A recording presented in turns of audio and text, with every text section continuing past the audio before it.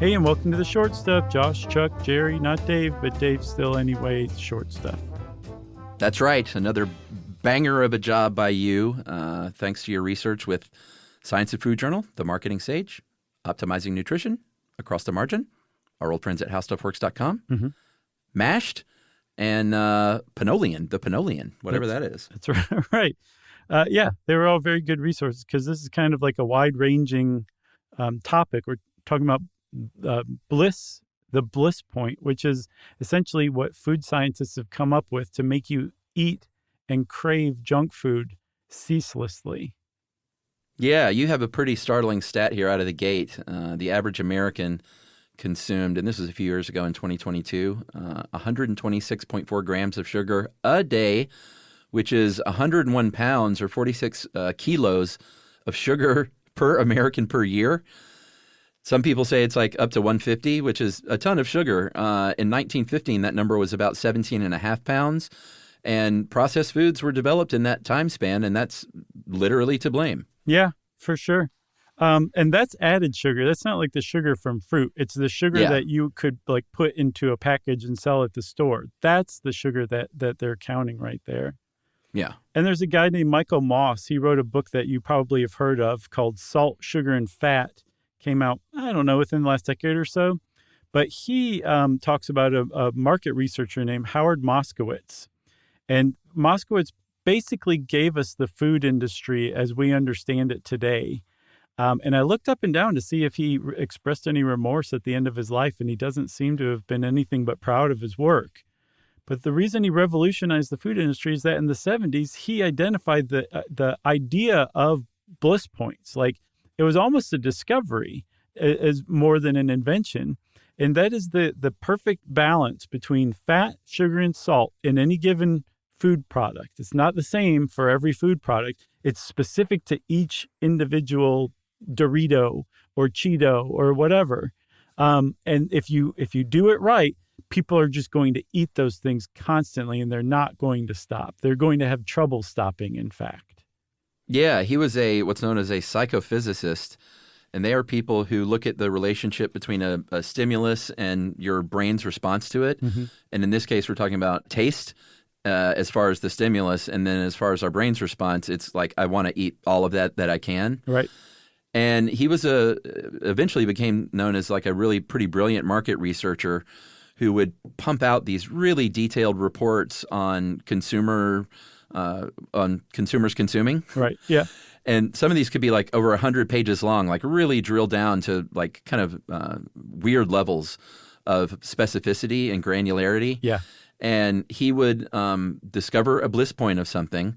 And I think that he's really well known for helping Prego, the saucier, come up with their chunky variety. And he introduced 32 different mustards and 17 different olive oils and a lot of other products to the market. Yeah. And again, by just doing this exhaustive market research and interviews and focus groups and testing to just figure out what people wanted and then figure out how to make it so that the most people would buy it because it had maximal palatability. Yeah, and we have bliss points for everything, basically. They're different for different macronutrients. Bliss points for junk food are just heavily engineered to do that. But there are natural bliss points, like protein satisfies people pretty quickly. So I think Marty Kindall says on the Optimizing Nutrition blog, I had a pretty funny mistake that we beefed out, that if a food has a protein content of just 14%, that's going to make you feel satisfied. And that's why a lot of high-protein diets are recommended, because you're just probably not going to eat as much because you can feel fuller and become satisfied more quickly. Yeah, and also that's why you rarely find protein in junk food. Yeah, exactly. They don't want you to feel satisfied. They don't want you to feel satiated. They just want that bliss point such that your brain's just like, keep going, keep going.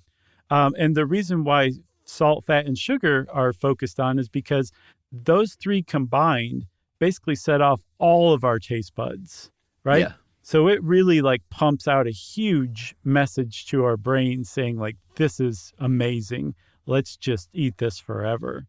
And like you said, everything kind of has a bliss point. And also most foods or a lot of foods have these same three ingredients naturally. But again, these foods aren't really engineered to keep us going, to maximize the bliss point. They just kind of have a natural version in it. Like an apple tastes good because it has its own bliss point, but it's not so highly engineered that you don't just keep eating apple after apple. Yeah, that would make you sick in your belly. Yes, because they're high in fiber. They're good for that. Yeah. Should we take a break? Yeah, we should.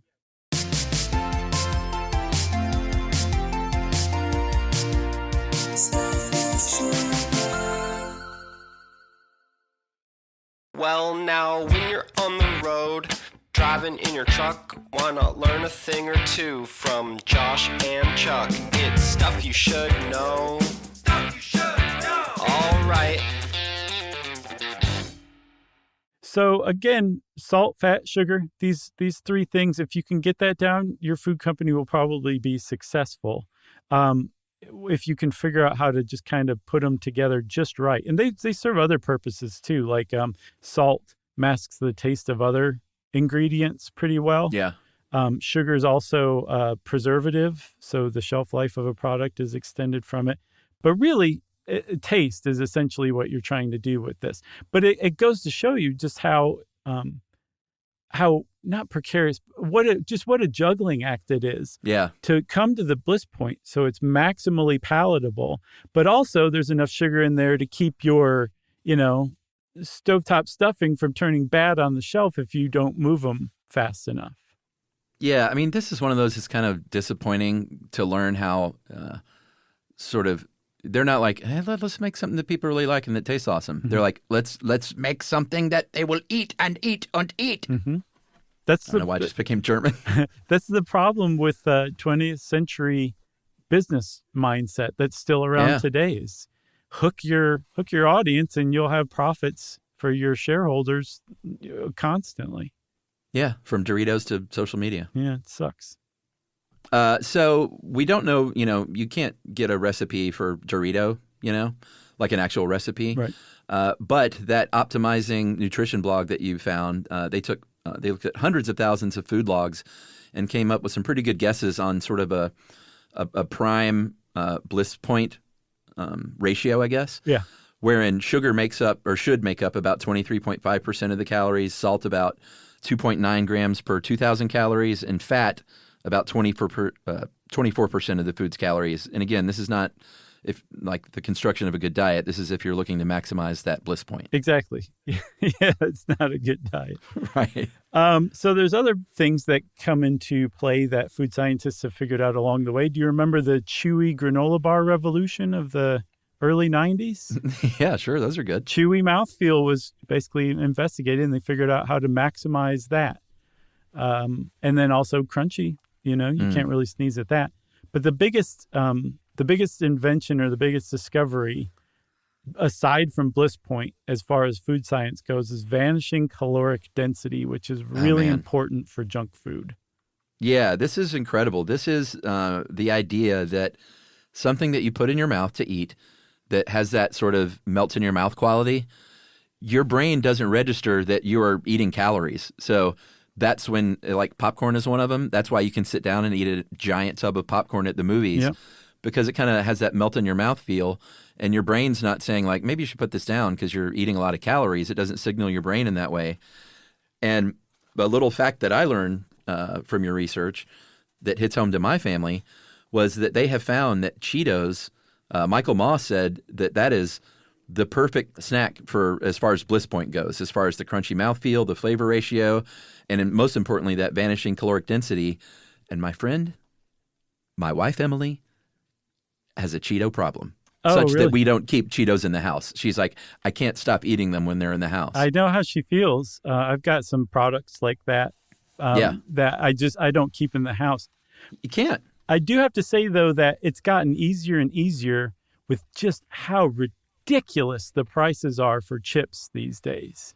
Yeah, chips are pricey. It's insane, Chuck. Like a bag of Ruffles, printed on the bag is $7.50 for half of a bag of Ruffles potato chips now.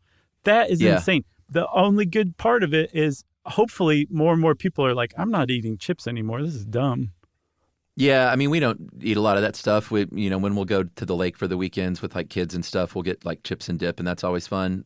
I do have a French onion sun chip problem. Yeah. Oh man, I love those so much. The mouthfeel of those turned me off, actually. Oh, I love it, and they also they're one of those sort of evils that make you think you're eating sort of a healthy, like a multigrain thing, right. And it's like I don't think those are any healthier than a fried potato chip. Right.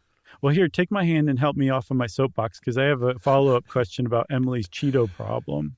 All right, let's hear it. Does she like the original Cheetos, the straight-ahead version, or is she more like a fiery, hot version kind of Cheeto lover? No, she's a standard Cheeto, and to be specific, not a cheese puff either, Right. like a real Cheeto, like a Fred Flintstone Club Cheeto. Mm-hmm. But it's funny that she accidentally got some of those Flamin' Hots, and Ruby was like, I want to try those. And we were like, no, those are way too hot. You can't eat those. And she was like, no, I can handle it. And she ate it. And it was one of those things where you can see like her eyes starting to water. And she was like, these are really good. I like these. She played it off? Oh, yeah. She's like, I want to take those to school. And then we later found she was trading them. I'm sure. Yeah. She's like, here, try one of these. You'll love it. Exactly. So just figuring out the bliss point is not enough. You don't just figure it out and release it. You try a million different combinations, maybe not a million, but not that far off. And you test it with people. That's how you fine tune everything and get it just right so that you find that bliss point that's going to help you sell as much. And so those taste tests can like really start to add up. There's some legendary ones, as a matter of fact. One of them is Prego Chunky. Yeah, we mentioned that earlier. They had 45 different versions of Prego Chunky that they were testing until they got to their main one. And then I'm going to let you handle the Dr. Pepper because that's just amazing. Cherry Vanilla Dr. Pepper, they went through 61 different versions and 4,000 different taste tests before they finally released it. And it's not bad. I've never tried it. I mean, I'm not a Dr. Pepper guy. It's such a specific, I don't like hate it, but it's just not one I go to. I'm not either, but that's, or wait, maybe it's the cream soda Dr. Pepper that's not bad. I don't really drink it either, but I tried one once and I was like, that's actually pretty good. Yeah. What about Oreos, Chuck? Because one of the things they've become known for in the last few years is releasing just nutso flavors all the time. Yeah, and this is probably the Gen X in me coming out, but I love I do love a standard Oreo, but to me they hit peak Oreo with the double stuff standard. Oh, really? You don't like lemon? No, I mean, wow. I'm not into lemony desserts. I see. Yeah, you probably wouldn't like lemon Oreos then. I think they're very good. And I also think some of the limited editions they've come out with are pretty good. Like Birthday Cake, which is the first one they did to commemorate their 100th birthday back in 2012. To me, it was very good. I think it's still around. To me, the pinnacle was Rice Krispie Treats Oreos. They were amazing. That sounds so good. They were really, really good. If they re-released any, I would definitely go get those. But I've very fortunately been like, I should probably stop buying like crazy flavored Oreos because I just eat the whole bag like in one sitting, basically. Oh man, glass of cold whole milk. Yeah, Oreos go really well with that. But the reason why that they've been releasing so many flavors is that they figured out when they release a crazy flavor, it gets lots of press, so it gets people to the stores, right? And they found that when people are at the stores to buy that crazy flavored Oreo, they apparently remember how much they love the original Oreos, like you, so they buy both. Yeah. That's great to an extent. I guess it's great for Nabisco. Yeah, I bet that was a finding, too, where they were like, oh, my God, look what's happening. Yeah. Chuck went to get a Lady Gaga Oreo, and he got the double stuff as well. I know, that's so weird. That was one of the flavors. And I guess before we sign off, Chuck, I think we should remind everybody, as we have many times, Oreo is the knockoff. Hydrox was the original. That's right. Everybody's short stuff is out. Stuff You Should Know is a production of iHeartRadio. For more podcasts from iHeartRadio, visit the iHeartRadio app, Apple Podcasts, or wherever you listen to your favorite shows.